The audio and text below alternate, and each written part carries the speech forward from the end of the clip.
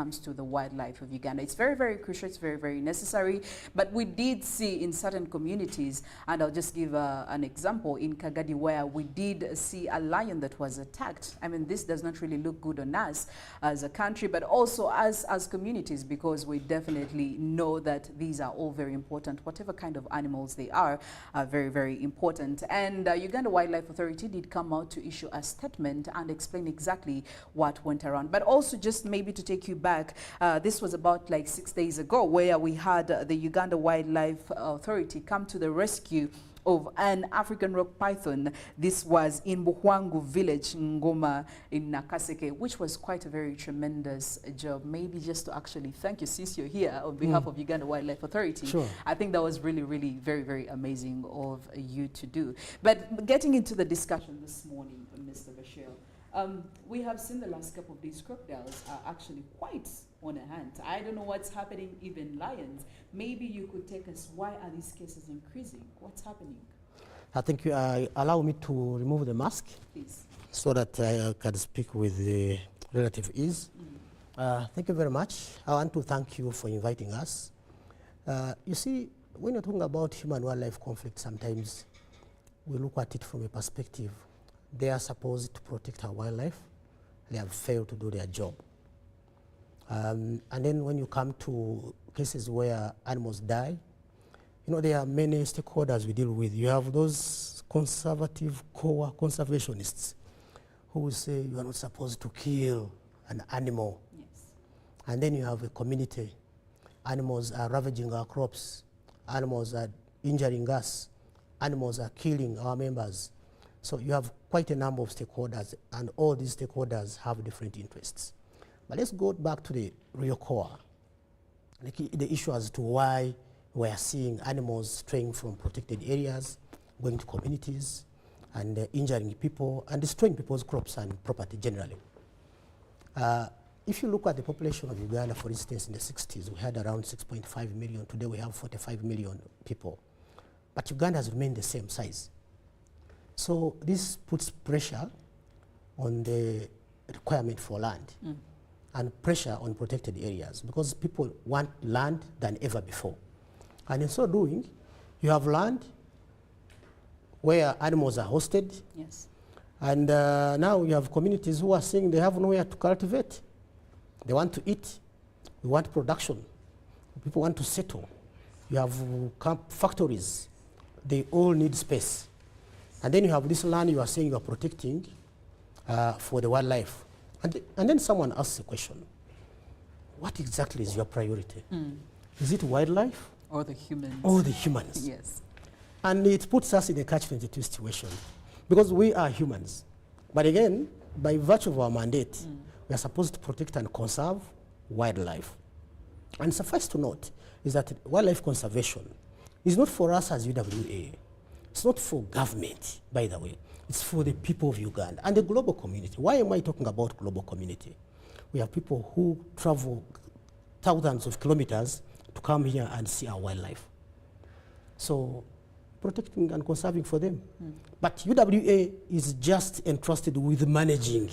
Otherwise, what we are managing doesn't belong to us alone. It belongs to all Ugandans. So we are a trust. That's why we have a board of trustees.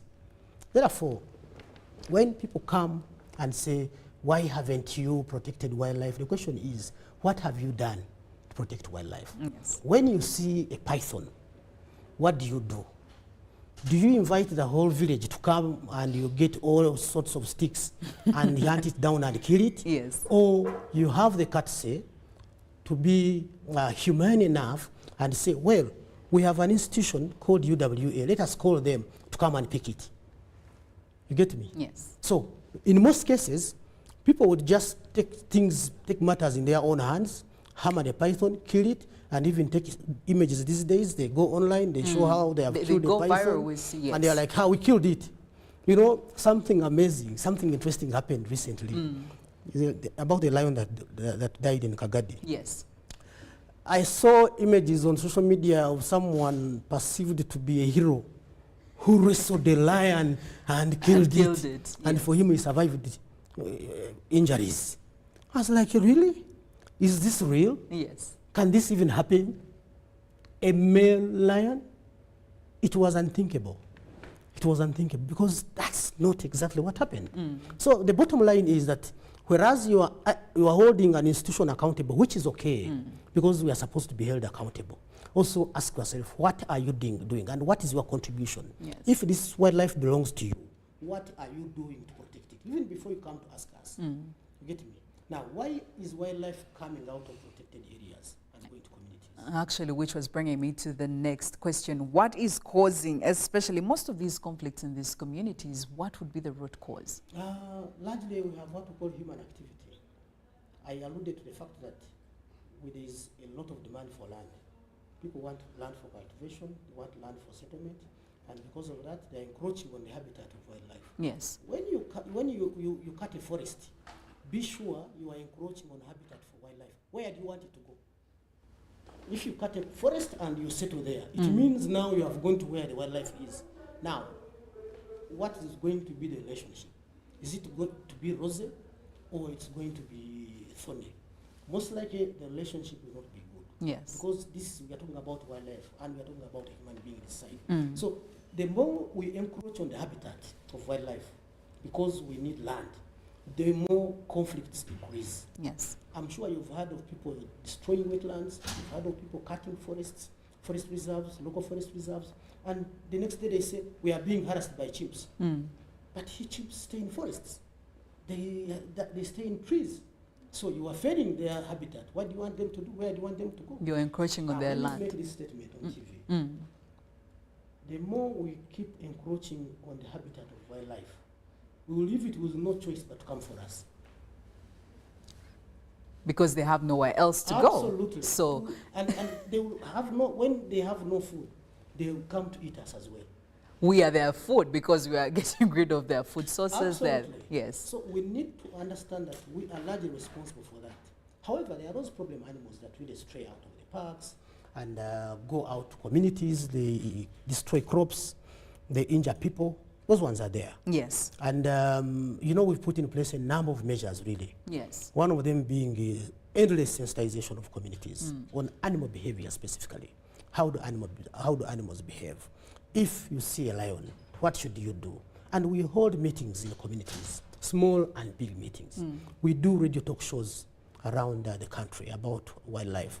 And then there are the specific interventions. For example, do you know that we dig animal trenches every year to ensure that wildlife does not get out of these protected areas and go to communities? Yes. I'm sure you've heard that we are now constructing an electric fence. Yes, I have actually constructed an electric fence in Queen Elizabeth National Park and in Makshon so far. We have done so far over 100 kilometers of electric fencing, and it has proved to be so effective in deterring, especially elephants, from going out to protected areas and then to communities. We also work with communities. We have what we call community scouts. These are community members. We give them, we facilitate them, we equip them with vuvuzelas, we give them boots, we give them raincoats, so that when these animals come out, and torches, so that when these animals come out of the protected areas and they go into their gardens, yes, they are able to make a lot of noise, because this noise alone irritates the animals and they go back. Yes. Okay? Yes. Now, we are doing Mauritius thorn hedges. Have you been to Mugahinga? No, not You not should yet. go to Mugahinga and see the stone wall. Yes. You'll be amazed at how much work UWA is doing. You know, that's a stone wall to deter animals from going to communities. And then there's direct capture and translocation, where you invite us, you make an alarm, we come, capture an animal, and translocate it. Okay? In areas where we have water bodies, we've been doing what we call crocodile exclusion enclosures, yes, or CCEs, but you can call them crocodile cages, so that people can go comfortably, fetch water, and go back home. Ironically, when you go to areas where we've constructed these cages, you find the cage is there, but someone is fetching water outside the cage. Yes. So they don't actually go with the demarcated areas. If No, they don't use the cage.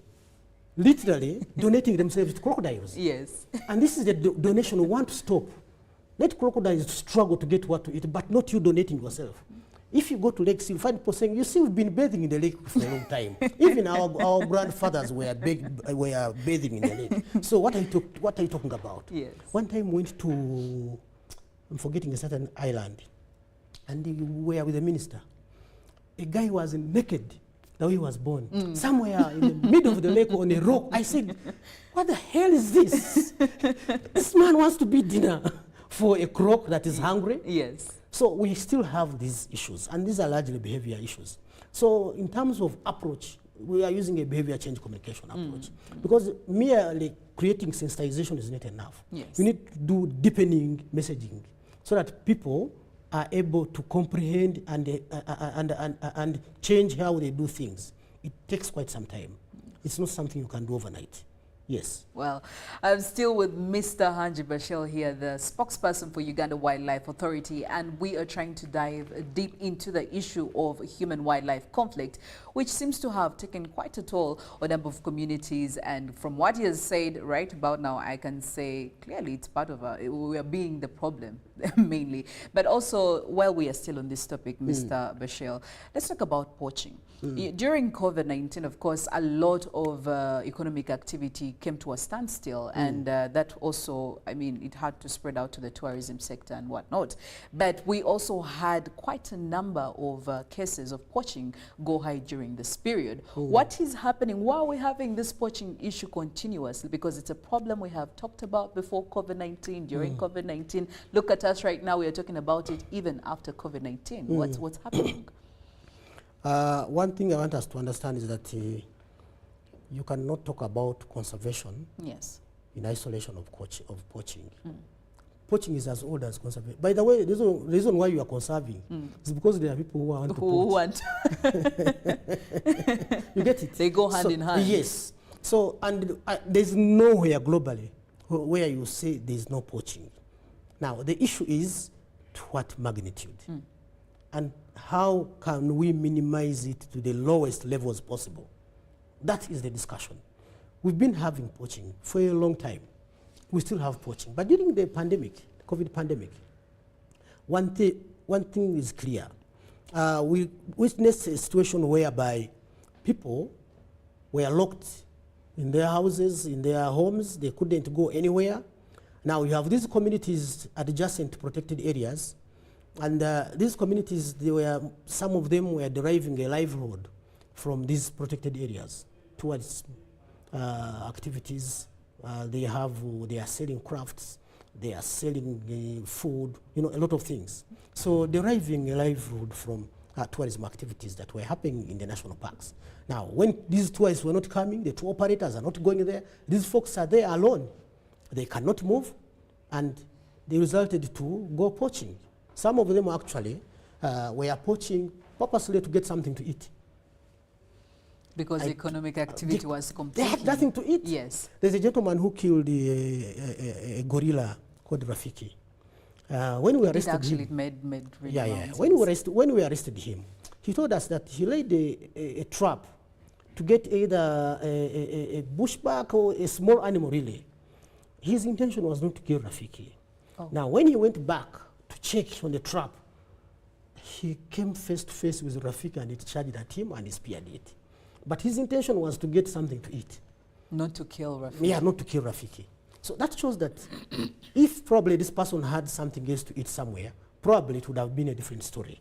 Suffice to notice that it is true the numbers of poaching went high during the time of the pandemic. For instance, I know between April and May 2020, we doubled the number of arrests. Yes. Compared to the same period in 2019. Because these guys were exerting pressure on protected areas, they wanted something to eat, they wanted to either get some meat and go and sell and get some money. And after July, then the numbers went down. When the lockdown was eased, the partial lifting of the lockdown, the numbers went down. We have not reached where we're supposed to be in terms of poaching. Because you see, poaching has drivers. One of them is an economic motive. Yes. Another is a social motive, cultural motive. People have all sorts of reasons why they are poaching. By the way, There are people who will tell you that, you see, our grandfathers were hunting, so you're not going to stop us from hunting. So we are following through their footsteps. To them, they are not poaching. They are hunting. Yes. So they don't even understand why you're calling them poachers. Now, you have to refer to the law, that it is the law that actually calls you a poacher, not me. Yes. And me, as someone who is responsible for implementing the law, I'm calling you as such. So they are there. But also, you know, here we are talking about the petty poachers, the ones you find with a gun going to kill an elephant or a lion. But the real poachers actually are never got in most cases. They sit in air-conditioned offices. And they give the big orders, offices. the Yeah, you never get to see them. Yes. Yeah. And they also have that international network. You know, when you're talking about profitability, illegal wildlife trafficking is now the third. You have you have drug trafficking, you have human trafficking, yes. and now wildlife trafficking. Now that is how profitable the business is internationally. So these guys are in air-conditioned offices, monitoring. Oh, this one has been arrested. Oh, sorry, they get another boy. We need to get we need to get another boy. Business has to continue, and it's hard to get these guys. Now, what have we done? We have now made sure that we were able to build capacity to do our own intelligence. We have established an intelligence unit. We are able to do our own investigations. We have established an investigations unit. We are able to do our own prosecution. We also have a prosecution unit. Of course, all these are sanctioned by government, of course. Yes. We are not operating in isolation of other government entities. We work with other entities. For example, the Office of the Director of Public Prosecutions. We work with police, work with the UPDF, and others. Even we have private entities that we work with to do this work. So we've been able to arrest some of these criminals, and we've been able to secure a number of convictions. I recall last year, out of 580 cases that we had in court, we were able to secure around convictions of 375. So that's a very good conviction rate. It's a very good number, yes. We have not reached there. Remember, that is not what we want. We wouldn't want to arrest anybody. No, but we do not have a choice. Because if you keep coming, you leave us with no choice. We are supposed to protect the resource. If you don't act, we'll also be judged harshly for our inaction. Okay. So our objective, people say, you see, by the way, that people say that we are a trigger-happy institution, which is a complete lie. Well, I don't know about that, but clearly, well, no. But also now that seeing that the economy has been fully opened, how are the pack numbers standing? How are we standing as Uganda? You know, visitor numbers, normally we make a compilation at the end of the year. Yes. But as of last year, we had around 1,003 visitors who visited, 103,000 yes. visitors who visited our protected areas, compared to the 320,000 who visited in 2019. That shows that we are still doing badly. But we strongly believe that this year we are going to do better. Yes. Because we see an increase in the number of visitors who are coming. However, not even next year shall we be able to reach the 2019 mark. Yes. So yes, there is an improvement, but we are still doing badly. And let me also say this. For once, we've seen a huge increase in the number of Ugandans coming to these protected areas. And someone is going to say, but you have so many Ugandans coming to protected areas, therefore you are making a lot of money. Yes. Now, a foreigner would pay $30 or $40 to enter a park. For you, you pay 20,000 shillings. How many of you do I need to get money that I get from one foreigner? I need many of you. So you see many Ugandans, but the money is not enough. It's not as much as people expect. Nevertheless, we want to see all of you. I want next time to come here when you have visited at least 6 parks. Yes. If you are unable to go there on your own, please let me take you there so that you see these things. I will sure use this opportunity. Yeah, please do. Well, I mean, we've had a couple of institutions advocate for domestic, domestic tourism, and I mean, it's something that we need to embrace as opposed to actually looking at other destinations instead of going to all these. We have a lot that we can look at as Uganda, but also getting back to the human-wildlife conflict, yes. Mr. Bashir. Now, the last couple of days we did have reports about a US-based researcher who was killed by an elephant in Chivale National Park. And this is the second national, rather in a foreigner that was killed. If I may take you back, there was also another quite unfortunate incident where we did have Ayman Saled El Shayani, who was at the time traveling with his friends in a Toyota Wish when they stopped along the way, and of course he did step out of the car, which I really don't think that it's advisable, because when you go to see these animals in the park, you have somebody who's supposed to give, a guide who's supposed to give you instructions. But I mean, what does this actually mean if we are losing people because of these animals that are charging at them, especially, you know, the foreigners? Yes. Let me begin with the late Sebastian. Yes. The late Sebastian was killed yesterday but one in Chibai National Park. And this gentleman came here in 2018. He applied to be a researcher, and we allowed him, and he was based at Ngogo Research Station in Chibai National Park. So on a fateful day, he went on his routine research work with the research assistant. Unfortunately, in the forest, they encountered a lone elephant. And the information we have is that there was no engagement, but when they saw an elephant, it charged at them immediately, and they ran in different directions. Unfortunately, it followed him and trampled on him, and he died. What we did, we informed the police in Fort Potro, and we retrieved the body. We are yet to have a detailed discussion with the research assistant who was with the late, but this is regrettable. We see in the last 50 years of forest research in Chibari, such an incident has not happened. So we want to make sure that such incidents don't happen. But also, when you are in a forest, it is a forest, and then and some of these forest elephants can be really, really fatal. They can be brutal. You can't tell. And also, some of us who believe in fate, when your day has come, it has come. There is nothing you can do about it. It's unfortunate, but it happened, and it hasn't happened in the last 50 years of forest research in Chibari. The other gentleman we are talking about, who died in Maction Falls, yes, was also killed by an elephant. He was not a tourist, actually. He was just transiting through the park from Lira, and they were going, I think, to, I don't recall the district. So they were transiting. You know, you can go through the park. Yes. So he was transiting, and we don't know why they stopped. But the information we have is that he had gone for a short call. And I think that's where he met the elephant, and he got closer to it, I think. And of course, when you see an animal and you get close to it, and if you're going towards Tangi, there are those lone elephants you will find. You've been to Tangi? Yes, I have. You've seen those elephants? Yes. Yeah, please don't get close. You can never know. The most definite thing I would do is run away. Run away? Yeah. It's not advisable for you to go there, especially when you don't have a guide. Yeah. So these people were just moving through the park, and they stopped. Of course, someone may want to take advantage of that and maybe take pictures. We are not very sure about what happened, because even the people who were with him, especially, you know, when people know that they were in the wrong, they may not tell you. Yes. The information we have is that the gentleman went for a short call, and the elephant found him there, and I think in the process, he couldn't run very fast. So it caught up with him. The rest is history. So it is also something that we try to investigate to find out, how did this happen? Look, when you are transiting through the park, we are not supposed to have lead vehicles to say we have someone who is going through the park, so the lead vehicle will take you through the park. Yes. You're just going on your ways.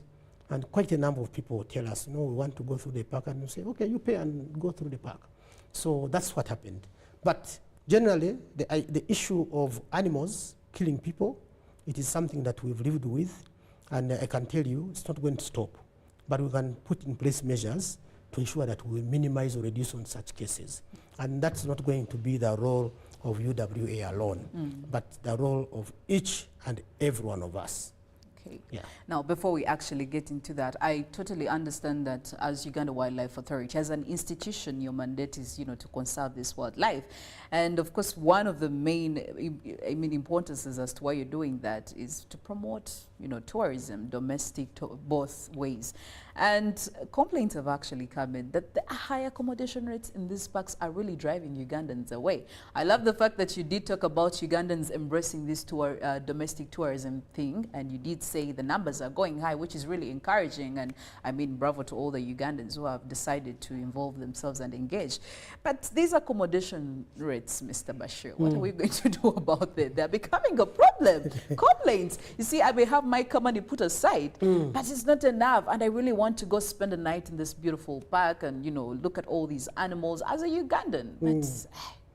You know what is interesting? Yes. Someone will tell you that Uganda is very expensive. And then this person gets an air ticket, goes to Dubai, and books in a hotel. Yes. Sleep there for 3 days and come back.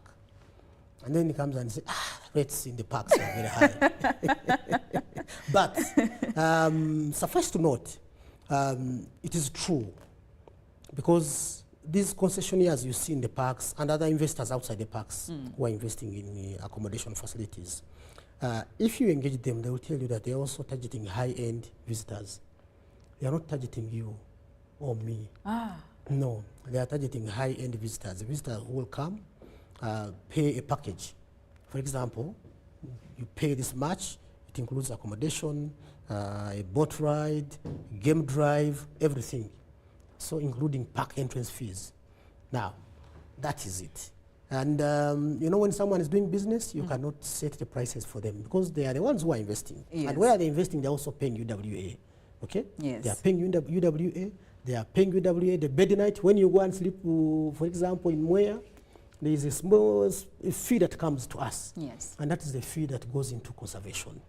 Now, we have on a couple of occasions advertised for investment opportunities in the parks. And we have not seen very many of you saying, I want to come and invest in budget accommodation.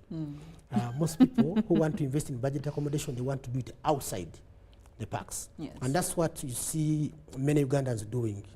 He wants to go to Queen, he gets accommodation around Katunguru. He goes to Queen, spends the whole day inside the park, and then just come to sleep. Yes. But I agree with you.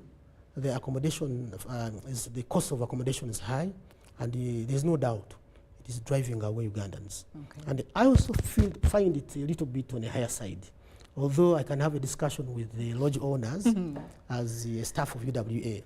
But I think they are high, and there's nothing you can do about that other than getting people who can invest in budget accommodation.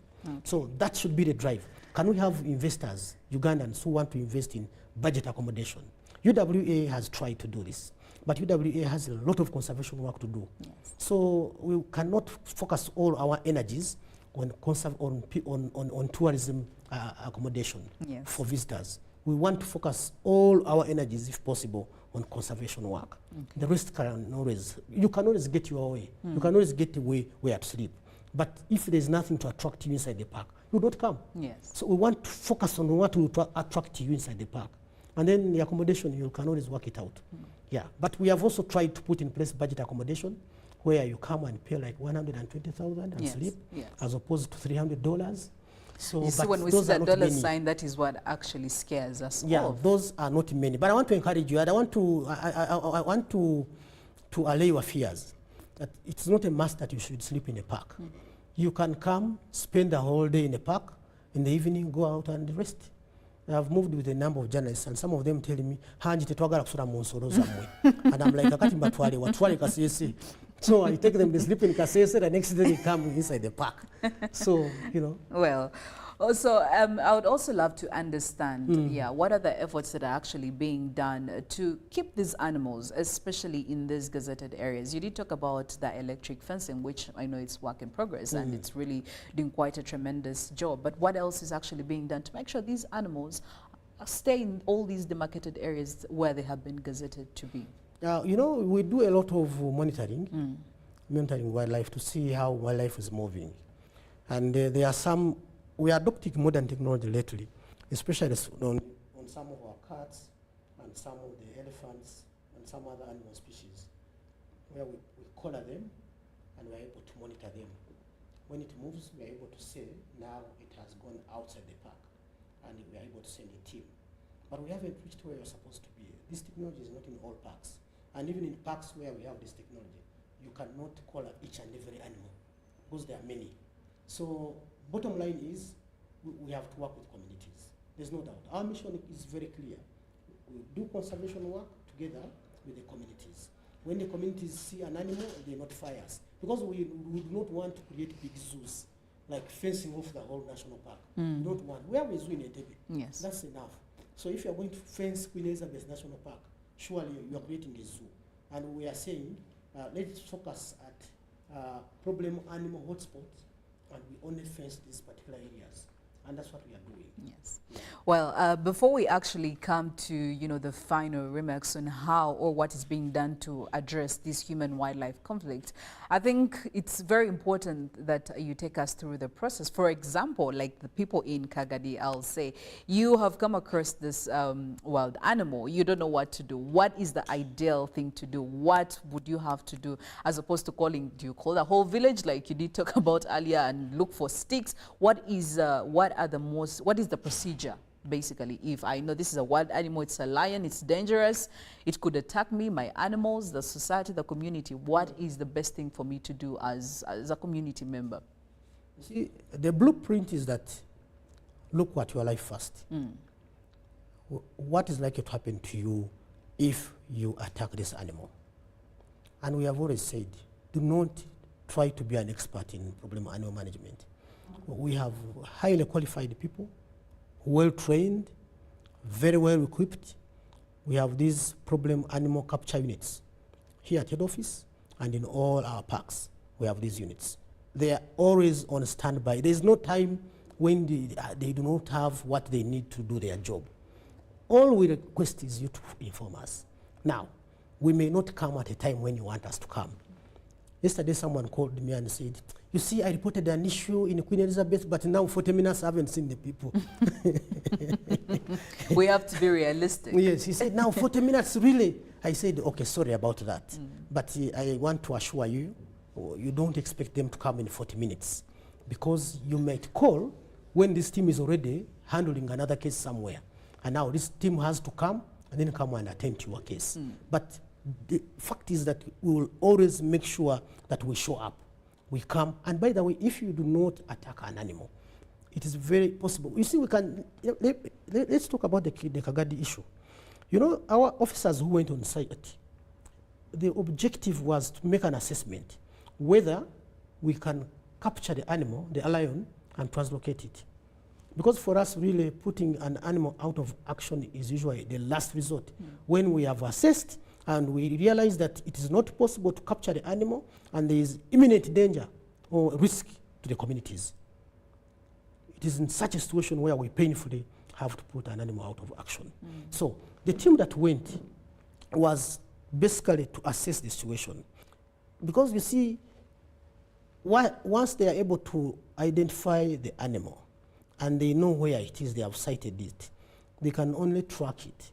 And then as they inform us, and we assemble a team depending on the species. If it's the way you're going to handle an elephant, it's not the way you're going to handle a lion or a leopard. So the approaches differ. So unfortunately, when our colleagues joined in, it was not possible to save the animal, considering that it had already jumped on one of them and someone was about to die. Yes. Yeah. So bottom line is, do not attempt to handle, just let us know. We have all these parks where our communities are. We have community conservation wardens. Yes. We have community rangers. Notify them and let us do our job. We will do an excellent job, by the way, if people are able to believe in us you do your job and give us a chance Yes. to do it. But the moment they want to volunteer to do it for us, we'll always have some of these problems. And we are requesting them not to volunteer to do our job. Okay. Yeah. Well, lastly, as we come to the end of this, how is Uganda Wildlife Authority trying to address this human-wildlife conflict generally? One, like I did mention quite a number of interventions. I say that we are sensitized. By the way, even now here, we are handling human-wildlife conflict here. We are passing on information and sensitizing the public. And we have a number of interventions that we have put in place. But someone asked me yesterday that why don't you reduce on the numbers of the animals? I said that is an intervention that we are not willing to undertake. It doesn't work in our favor. Yes, it doesn't work in our favor.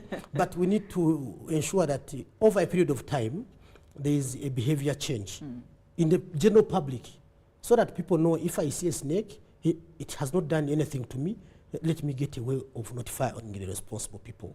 And then these are the interventions I talked about, the trenches, the fences, all these are interventions. But at the end of the day, we want to adopt modern technology. For example, use of drones. Yes. Drones are very good.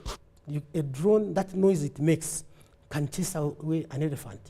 You know, having technology and being able to detect, and we say there is wildlife somewhere, it is outside the boundaries, and then we dispatch a team. Now, that is where we want to be. We haven't reached there, but we are working towards being there. Bottom line is we are going to have to live with human-wildlife conflict for as long as we as human beings want to go in places where we are not supposed to be. You are supposed to be in a house, not in a forest. Now, the moment you go to a forest, those things that stay in the forest, the ones we call human, the ones we call wildlife, yes, will receive you in a very unpleasant manner.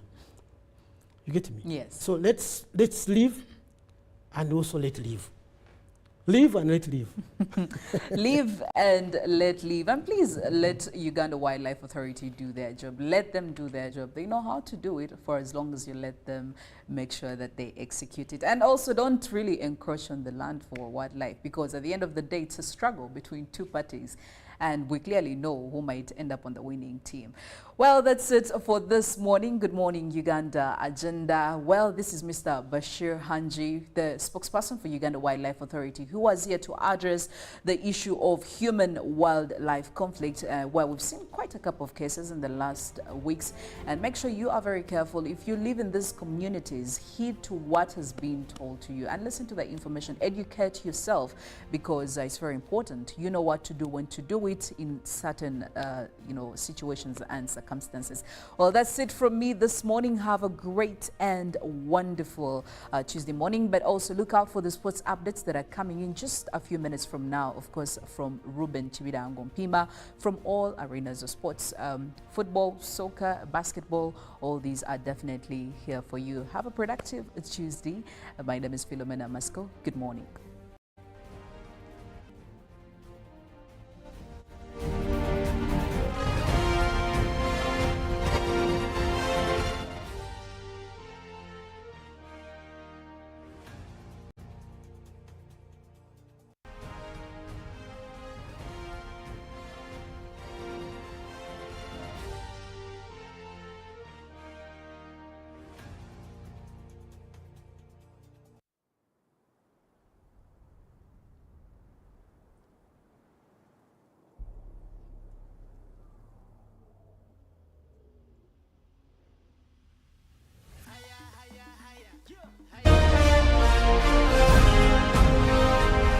Live from UBC Studios in Kampala. This is Good Morning Uganda.